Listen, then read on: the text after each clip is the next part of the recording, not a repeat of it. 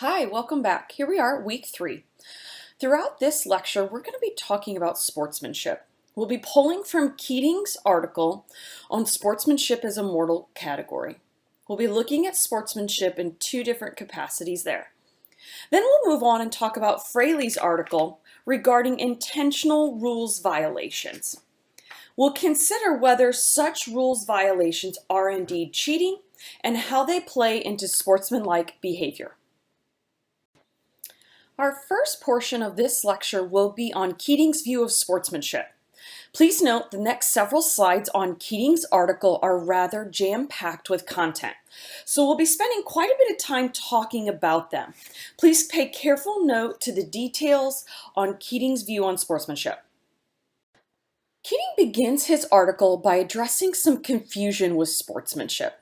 And I want to pose a couple questions to get us thinking about why there indeed might be confusion with sportsmanship. So let's just say you struck up a conversation around the water cooler, or maybe at the airport, on a flight, with a passenger sitting next to you. How do you think the average American defines sportsmanship? Is that differing depending upon professional sport, collegiate sport, or youth sport? Then think about how you might define sportsmanship and how would the two differ? I also want us to then maybe ponder this idea. Are there any absolutes for you when defining sportsmanship? So for example, if an individual doesn't shake hands following a competition, would you call that unsportsmanlike behavior? And so therefore for you, maybe an absolute is that opponents must shake hands following competition. Maybe for you, an absolute of unsportsmanlike or poor sportsmanship is taking performance-enhancing drugs. All in all, Keating wants us to recall that there is indeed confusion regarding sportsmanship. He points out several key important factors regarding this confusion. So first of all, for Keating, sportsmanship is not an all-embracing category. Let me lend us back to our example I posed in the very beginning. If we struck up that conversation around the water cooler, or how was my own definition of sportsmanship? And do those differ across various sporting components, professional, youth, and or maybe collegiate? Also for Keating, sportsmanship is not a legal code. Therefore, it's not objective. Let's go back to our very first lecture on Morgan's concepts regarding subjective, objective, and normative. For Keating, sportsmanship is not this concept that you go to the back of the book and look up and go, oh, yes, that's indeed what sportsmanship is. It is a normative concept. And finally, Keating's third point is that sportsmanship should be applied differently to both sport and athletics. This is where Keating spends the most of the time in his argument. He wants us to consider how variations of sport and athletics should have different sportsmanlike behaviors. We're going to spend the next several slides making sense of this concept of sport and athletics, and how one should behave in sport and athletics, and ultimately then how one can be moral in their behaviors. In our previous slide regarding confusion with sportsmanship, Keating wants us to recognize that sportsmanship should be applied differently to both sport and athletics.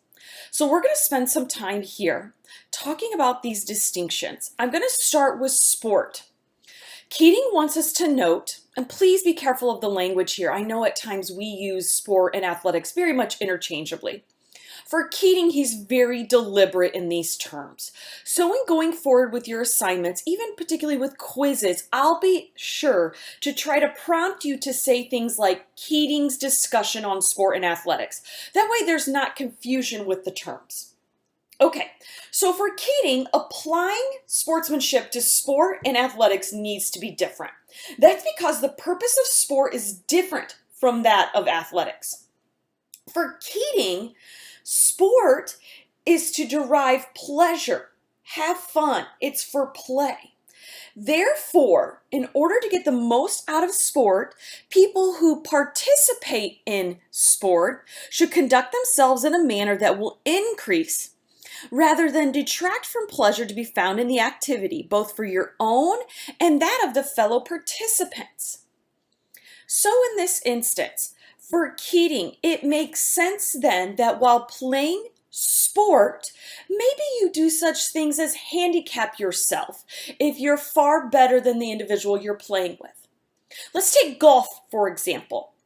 If you are a much better golfer than the individual you are playing with, maybe then you give the other person strokes. Therefore, that both individuals can play, they can be challenged, but yet they can derive pleasure from it. For Keating, this comes in the word of generosity. One should treat other players with generosity in order that we can equally derive pleasure. Athletics for Keating is very different. The purpose of athletics is far different from sport. I like to use the word serious. For Keating, athletics are competitive. They are intense. They require dedication and sacrifice. And therefore, because of these things, we are indeed to take it seriously. So let's go back to our golf example. Let's say, for example, Tiger Woods has decided in this week's competition he's going to give all his opponents strokes because they're going to play for fun. We would laugh at this. The Professional Golf Association is serious. They play seriously. It's competitive. It's intense. It's winning focused. And therefore, we should behave in such a way. And while generosity is important, it's not the all in athletics. Okay. So please note, as we take a step back and look at these two concepts, sport is to derive pleasure and fun. We can think of such things as rec sport, pickup games, youth sport. Athletics is competitive, intense, and winning focus. It's serious. And therefore, accordingly to where you're playing, your sportsmanship should be reflected in whether you're playing sport or athletics. For Keating, then, genuine sportsmanship in both sport and athletics is important. He differentiates it this way. For sportsmanship in sports, we want us to consider moral and ethical behavior. Arguably what you should do. You should behave generously. Therefore, but you cannot legislate morality. It's important. The sport is for fun. It's to derive pleasure. Therefore, you should behave in a certain generous way. On the other side, however, because of the seriousness of athletics, Keating has determined that sportsmanship is a legal code. Therefore, it's what you must do. And breaking the law results in punishment. For Keating, this means that a sense of fair play is that participants in athletics must adhere to both the spirit and letter of the law. I.e., the individuals involved in athletics must adhere to both the spirit of the rules, but also the rules themselves. So how does genuine sportsmanship look on the playing surface for sport and athletics? In the world of sport, then, we must play in such a way that both participants have pleasurable experience. That in and of itself is what Keating would call ethical behavior because it indeed considers the view of others. So, what does that look like? Participants should try to challenge each other, but the level of competition should be pleasurable on both sides. This goes back to my previous example of giving strokes in the game of golf, or maybe handicapping oneself in other sports. In the world of athletics, though, this looks different. As I discussed earlier, for Keating, honorable victory is the key. And how does one achieve honorable victory? One, they have to treat each other in a serious fashion. They have to strive to be the best, and they have to follow the rules in doing so. Think back to that legal code. Remember, athletics has to adhere to both the spirit and the rule of the law. Finally, and maybe most importantly for Keating, an athlete must adhere or act in a way that is honorable and that it does not detract or cheapen from the victory. In this instance, I want us to make connections as we previously talked about the notion of mutualism or a mutual quest for excellence. I think that absolutely falls in line with what Keating would deem as sportsmanlike behavior in athletics. In this week's message board, I'm asking students to consider how youth sport has potentially lost sight of this difference between sport and athletics. And there are a couple things I want us to consider with that. I want us to think about how potentially youth sport has moved significantly and maybe even quickly from this notion of generous play to seriousness. And while I understand that there are very competitive levels of youth sport, particularly at elite levels or club levels, and maybe even at high school levels. But in this discussion regarding, particularly on your message board, I want you to think about this, how youth sport has quickly moved over from sport to athletics. And in doing this, then, our behaviors have changed. And for many, that's where this disconnect comes in youth sport and sportsmanship. So that is what I want to call us to in our message board this week. For Keating, sportsmanship does equal morality. So how can we be moral? How can we be sportsmanlike? In the world of sport, for Keating, it's keeping that sport in perspective. Think also back to youth sport. This is where the purpose of sport is for each individual to derive pleasure. It's for fun. It's not necessarily about winning. It's not necessarily about making the catch, but it's about deriving pleasure from attempting to do so. And therefore, morality looks like a spirit of generosity and unselfishness so that all parties involved can derive pleasure from the participation. In athletics, morality and sportsmanship look differently. They look like an honorable victory. And in order for a victory to be honorable, individuals must play seriously, but follow both the spirit and the letter of the law. I want to read this quote out of Keating because I think it's super important. Fairness or fair play, the pivotal virtue in athletics, emphasizes the need of an impartial and equal application of the rules if the victory is to signify, as it should, athletic excellence. What does that mean for Keating? Athletes have to play by the rules in athletics, both the spirit of the rule and the rule itself. And that then will help produce an honorable victory.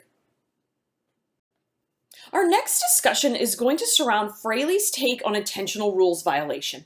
And this will consider whether intentional rules violations are indeed cheating. I want to give us a little bit of background and thought on what we might consider to be intentional rules. We can think about this in a couple of ways. Intentional rules violations might be such things like intentionally fouling as a strategy. While many of you probably may not recall this, when Shaquille O'Neal first entered the NBA, he was a very, very poor free throw shooter and pretty much was a poor free throw shooter throughout his career. Many teams engaged in a strategy was what was deemed hack-a-Shaq. And so every time Shaq got the ball, they would foul him and put him on the free throw line. These would be this notion of intentional rules violations. It's this kind of concept where we break the rules within the bounds of the game to get an advantage. And there's several other ways we do this in other sports. So for example, this might be icing the kicker in football. It might be taking a penalty in the game of football to give our kicker a little more room for a said chip shot field goal. Across different sports, there's different ways that this plays out, but it gives us some idea of what Keating wants us to consider as intentional rules violations. Considering what we learned last week on theories applied to sport, we can take two approaches to this rules in sport. Fraley discusses these at length. First, we can take that formalist approach. Recall what formalism is. Formalists are concerned with the formal rules of the game. Remember, this is that connection to the incompatibility thesis. If one breaks the rules, they're not playing, and if they're not playing, they can't win. So a formalist approach to intentional rules violations would be breaking the rules, and therefore they're not playing the game. Because intentionally breaking the rules is unacceptable. It violates the agreed terms of playing the sport. Therefore, as a formalist would say, intentionally breaking the rules is cheating. Let's go to the other side of that spectrum, that ethos or conventionalist approach. Remember, while conventionalists are indeed concerned with formal rules, they're more concerned with the ethos or culture that surrounds the game. Therefore, an ethos approach would deem that intentional rules violations and/or intentional fouling is part of the game. It's a widely agreed upon ethos or culture of the game. Therefore, according to this approach, intentionally breaking rules is part of the game because it's socially accepted and/or a cultural part of the sport. As we talk about intentional rules violations, it's important to consider cheating and the definition of it. For Fraley, this is his definition. Cheating is an intentional act that violates an appropriate interpretation of the rules shared by the participants. First, one of the first components for Fraley is that you are breaking the rules. The second component is this rule breaking is done to gain an advantage. The third component of Fraley's definition of cheating is that the violation is done to gain an advantage and doing so to try to avoid detection so as to avoid the penalty. So make note, Fraley has three concepts in order for his definition of cheating to occur. Intentionally breaking the rules, to get an advantage, and to not get caught. It's also important to note that their objections to cheatings can be two ways. So we can logically object to cheating. That is when someone cheats, they're not playing the game, therefore they can't play, they can't win. It's that notion of the incompatibility thesis. We would call that a logical objection to cheating. Fraley also wants us to note that we can morally object to cheating. That is, cheating is used as an exploitation of those competing in good faith, and it violates the moral respect of our opponents. So while cheating, we could see that it's done to gain an advantage, while breaking a rule and while trying not to get caught, it can be considered logical and immoral to cheat. I do want to point out, though, that with intentional rules violations, for example, if we go back to our discussion around the hack-a-shack, in the instance of this, teams indeed were committing rules violations because they were trying to get an advantage by putting Shaq on the free throw line because he was such a poor free throw shooter. But note that last component is not met. Oftentimes when fouling Shaq, teams indeed wanted to get caught. They wanted the penalty of putting Shaq on the free throw line. So it's important to note that cheating for Fraley has these three components, but intentional rules violations may not fall under that. Fraley brings out or draws out some key questions in his text, in his article. And he has concerns with these approaches to our rules. Specifically, those concerns can surround the idea that intentional rules violations break the rules and fully expect to get caught in breaking these rules, but the concern is with that we're still doing this because we want to get an advantage. So consider some of Fraley's key questions from the text. These are important. First, what is the agreement we make when we agree to engage in sport? Is it that we agree upon this notion of mutualism? Is it that we agree to determine that we will play by the rules to the best of our ability and we expect our opponent to do so? Therefore, I want us to also think about what constitutes cheating. For Fraley, we had these three categories or three concepts prior, and maybe, as I already indicated, intentional rules violations don't meet all of those concepts. But it's also important to what are the reasons that make cheating wrong? Remember, I talked about logical and moral reasons. Logically, we could think about the incompatibility thesis. And morally, we might consider that we're taking advantage of our opponents. Is intentional violation of the rules always cheating? In our coming week, in week 4, I'm going to give us some more thought on that. Lastly, should acts of tactical rules violations, be accepted? How do we police that? How do we legislate that? These are some things, these are key concepts, particularly those that are going to be involved in the sport management industry that you will encounter. I also want us to recall, think back. These are not subjective or objective issues. These are normative issues. They have to be argued out and thought out in order to have better and or worse responses to the questions. We've come to the end of our week 3 lecture. So I want to ask you, what makes up cheating? What is cheating? Is it unsportsmanlike behavior? Is it trying to get an advantage? Is it intentionally breaking rules? As I said in our prior slide, these indeed are going to be questions that sport managers will be dealing with. And I want us to note, please make this connection. This is not a black or white answer. This is not when we go to the Google and look up and say, what's cheating in this instance? These are normative issues. They require us to think. They require us to argue out. They require us to ponder and discuss and critically analyze. Finally, I want to also encourage you, what makes up cheating is important. These ideas are key and important because what was cheating 20 years ago looks really different than what it was today. Because in many ways, we've gone down a rabbit hole. We've opened up. We've got this more cultural and socially acceptable ways to cheat in sport. And without sport managers who ethically and morally consider these issues, we'll continue to move our way down that rabbit hole. So that's going to finish up our week 3 on Keating and Fraley. We'll be moving on in week 4 to address and look at Simon Torres and Hager's discussion on these concepts as well. Have a great week, and I'll see you next week.